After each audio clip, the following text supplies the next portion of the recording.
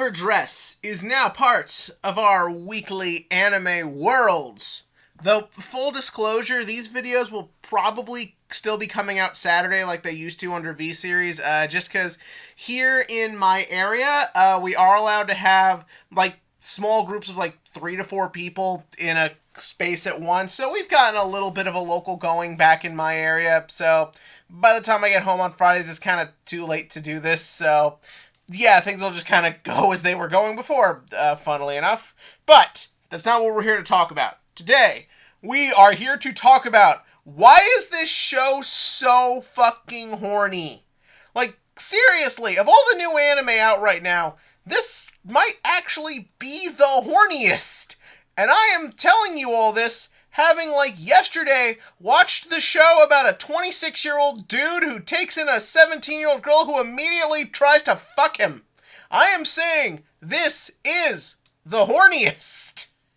Let's talk about why. But first, before that, let's talk about where we begin, where we see Yu. He made everybody their favorite omelets, and they're all happy, and they're probably going to dress him up as a girl, but this time, they don't. He's like, I just got up early this time.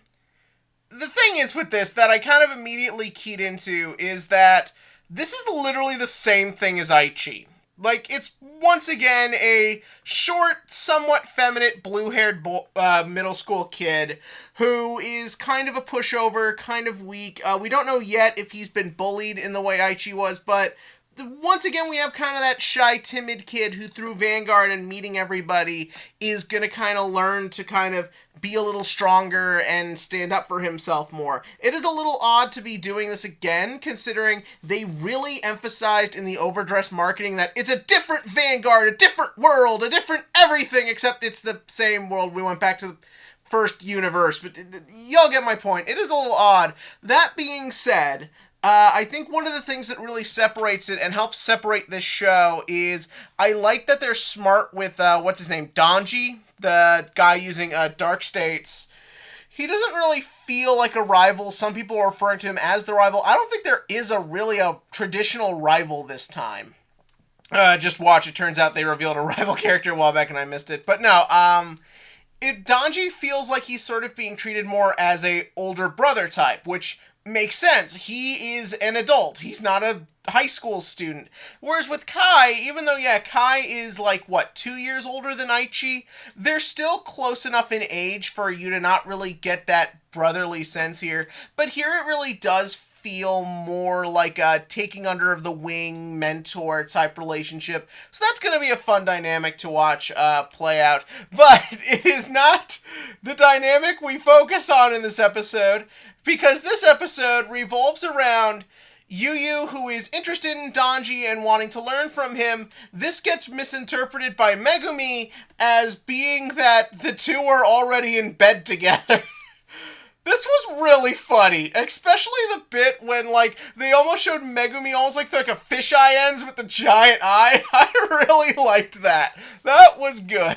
It does feel like the humor of this show seems to inherit more from V-Series than the original show, which is good, because if y'all remember, I really liked most of the comedy in V-Series. So to see that kind of quick-witted, kind of dialogue, sort of character-driven humor, it's not all just dumb jokes like what you had with Morikawa and Kamui back in the original show. It feels more thought out and emphasized into the story. I like that. The other thing, well, not the other thing, but the thing that, though, seems to be a carryover from the first one, or at the very least is different from V-Series, is I kind of like the fact that this world has just more going on in it.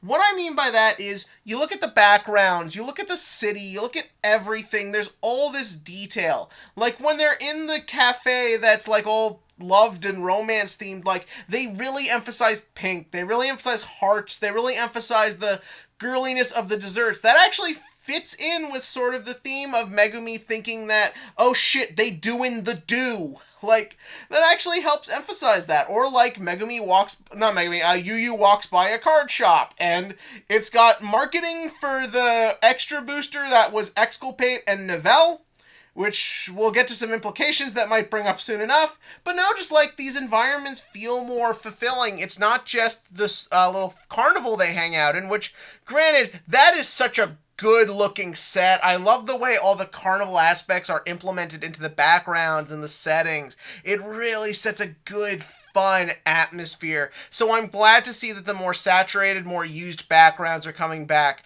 And the show visually does feel more like it looks like that original universe, like with the proportions and the character designs and all that. So there is that. The other thing I really like that puts you into it, I'm really digging the music. The whole score for this show, it's so fun and inviting. V-Series had its good tracks, but I always felt like V-Series music was very just generic and had this kind of like very straight to the point feel to it. Even the original Vanguard has a couple good tracks, but Vanguard doesn't have a good score in the same way like a lot of the Yu-Gi-Ohs do. But this is a real fun, like nice little score to listen to as stuff happens. So I really enjoyed that.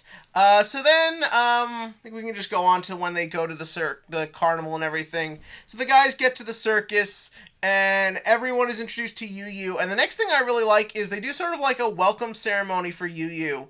And at first you think it is going to be just a dumb joke, like maybe they'll dogpile him or something like that. But it's like, no, they all offer him cards. They all offer him help. I like that idea of that fun, inviting atmosphere. What attracts so many of us to these hobbies and going to these places and doing these things is that feeling of community and friendship you develop. And it is a very warm, fun feeling, and I like that that's how it's presented here. Most of the people in these scenes will probably never get any focus. Hell, the painter dude is probably not gonna do a lot, realistically, but immediately it kind of just makes you like everyone. Oh, I guess I should probably cover the scene where Yu Yu gets Trickstar. Fairly generic. I like that he picks it. It's a card that resonates with him, not just, here, this is your ace card, live it, learn it. No, it's a card he picks, and I really do like Denji and his whole, like, just kind of, I already brought up, but the big brother mentor aspect, I think, is really played up here. But so then, naturally, at the little locals, Megumi goes crazy and, like, confronts Yu Yu and is like, it's time to card fight. I'm surprised they didn't go over the rules. Like, you think they would, like, with stuff like the ride deck. I thought we'd see an over trigger, but no, this was a very simple fight. They just kind of did everything. I do like that you see Megumi use his sleeves for her ride deck. That's always good to see. And then the fight ends, and then, like, Megumi just loses it, and she's just like, admit it, you're doing it. I mean, you can't admit it because Denji will go to jail, but admit it. And Yu Yu's like, what? No. And everyone just kind of laughs and it's over. And like, that's a fun thing. But then this is where we get back to kind of the horniness, because we know Megumi wants to bang Denji. We know this. But then, like, there's sort of this bit at the end there. Oh, and also that Brantgate girl. Holy shnikey, she is hot. Also, I actually thought she was better used this time. I thought her kind of announcing was more fun and involved in the scene and didn't, like, talk over everybody. So that worked much better for me. But then, like, when the fight's over and Megumi is, like, kind of lying down on the table, she's almost in, like, the way they've got her drawn, I don't know, maybe it's just me, but she looked like she was kind of like in a suggestive pose, like, come on, let's fight again, little boy. Let me show you what it's really like to be wearing man's clothes. Okay, it wasn't that, but I don't know, the whole way she's kind of like looking up at him, it felt very innuendo-y, and even his like kind of like blushing back at her was kind of like, all right. At least, maybe that's how I took it. I do tend to read into some of this stuff sometimes, but I mean, if the show's already willing to spend an episode on the idea that the two boys are having sex, might as well go all the way. Who knows? Maybe there will be a big emphasis on relationships in this one. You never know. They definitely seem to be trying to, like, put their best foot forward with this show. But I like it so far, and we will see where it goes as we continue. But as always, tell me what you thought about this episode in the comment section below. And now, Vanguard question of the week. All the over triggers have been revealed. I know the last question was about over triggers, but over triggers are the big thing the community's talking about right now. Which is your favorite over trigger and why? If it's just design, say design, but come on, you know you're really thinking about how to abuse this shit at locals. For me personally, Obviously, I'm super looking forward to the Keter Sanctuary one, especially if you've seen those stupid Platina Zell combos. They're not consistent, but they're fucking funny. But that being said, I think the Dark States one will prove to be the best one. Like, having your Vanguard with 10k and an extra crit potentially the whole game is a big deal. So yeah, we will see about that as time goes by. And as always, click to like, click to subscribe, and join us for, hopefully we see more Keter Sanctuary. I want the Keter Sanctuary guy back, damn it.